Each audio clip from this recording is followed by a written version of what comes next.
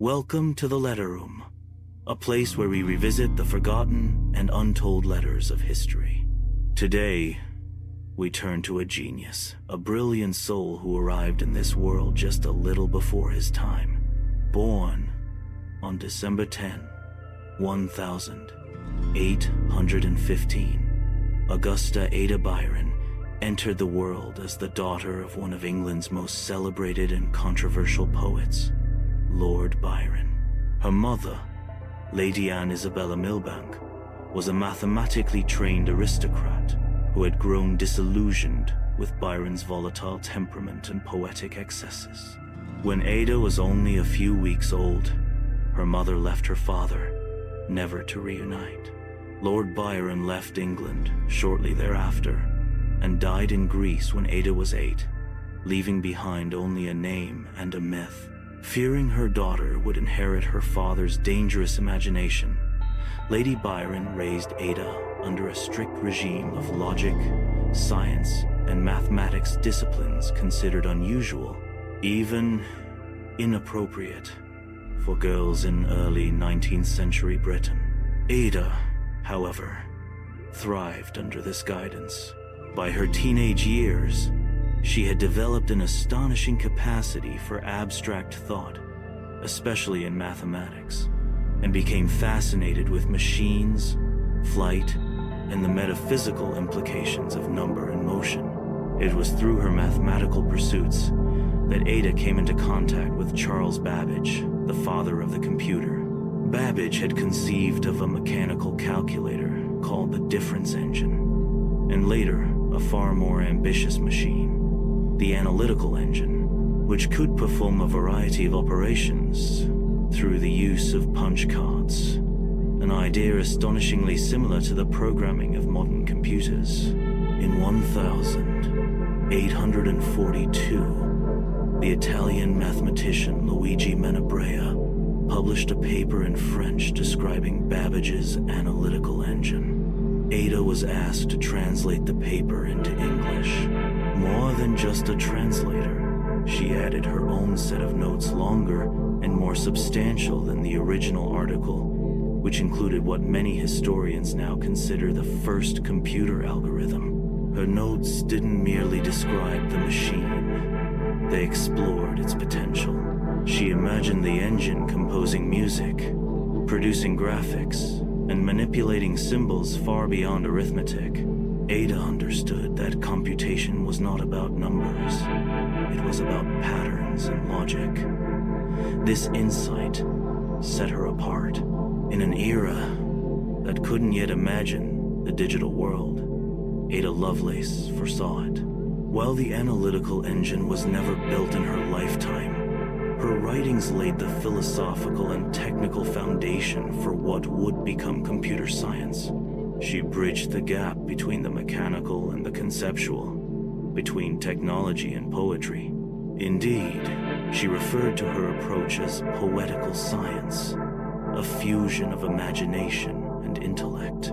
Her contributions, overlooked for over a century, were rediscovered in the mid-20th century during the rise of digital computing. Today, she is hailed as a visionary, a trailblazer, and the first to glimpse the soul of the machine. But there remains a quiet corner of her legacy, less known. In the autumn of 1843, around the time she completed her famous notes, Ada reportedly drafted a letter never sent, never signed, addressed simply to a fellow seeker of patterns. Written in cryptic prose, it explored the idea that the universe itself was a computable engine, bound not by divine fiat, but by code yet to be deciphered. The letter, sealed in her private journal, was discovered decades later, its final lines smudged, as if she had hesitated to write them or perhaps dared not. Whether it was meant for a real recipient or simply for the future is unknown, but in its silence, the letter speaks volumes.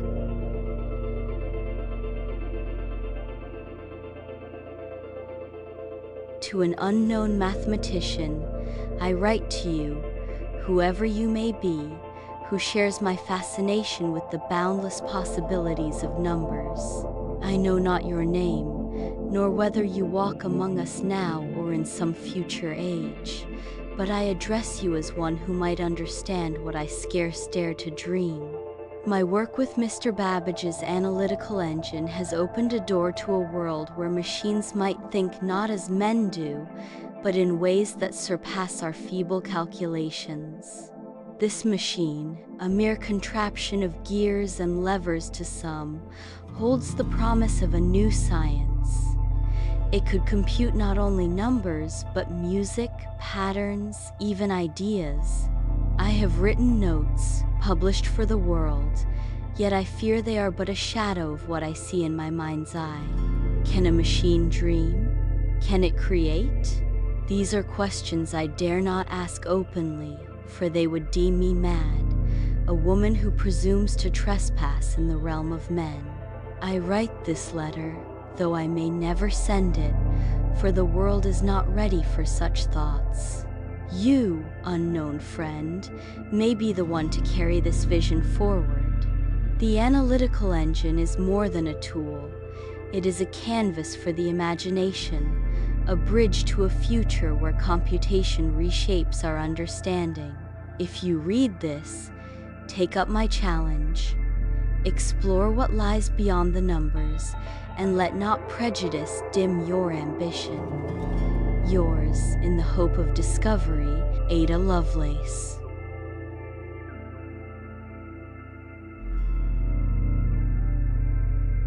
Ada Lovelace died on November 27, 1852, at the age of 36, young by any measure, and far too soon for a mind that saw so far ahead.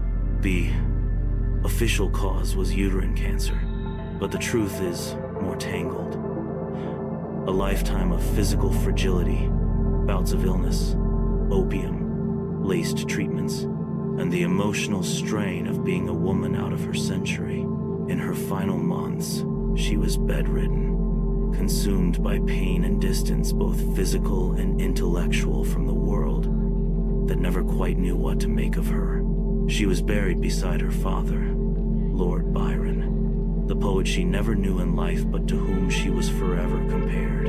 Yet while he shaped verses, she sculpted futures, imagining machines that would one day do more than any poem could capture. Today, we know those machines as computers, and we see Ada Lovelace not merely as a noblewoman or a mathematician, but as the first to glimpse the soul within the silicon. What makes her vision so haunting is not just its accuracy, but its isolation. In a time when women were discouraged, if not outright forbidden from scientific pursuit, Ada charted a course through equations and metaphysics, through logic and imagination. She stood in the margins of history, writing code for a machine that did not yet exist, dreaming of possibilities others called madness.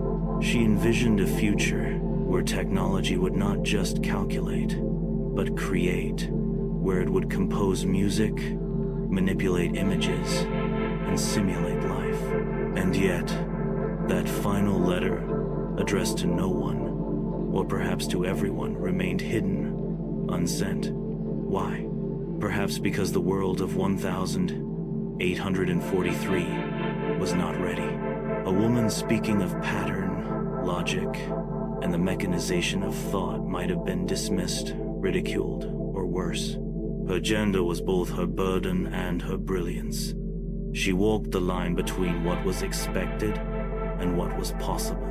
It is tempting to think that Ada Lovelace held her most daring insights in silence, not out of fear, but out of a quiet understanding that the future she wrote to would not be built in her time, but in ours.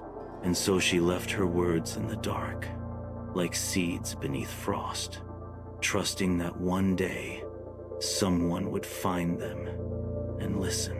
Today, we live in the world she foresaw. Algorithms guide our music. Machines process our language.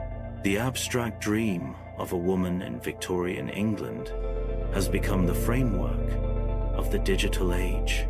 But that letter, fragile and forgotten, still reminds us of something deeper, that the pursuit of knowledge often comes at a cost, and that some revolutions begin not with thunder, but with a whisper no one was supposed to hear.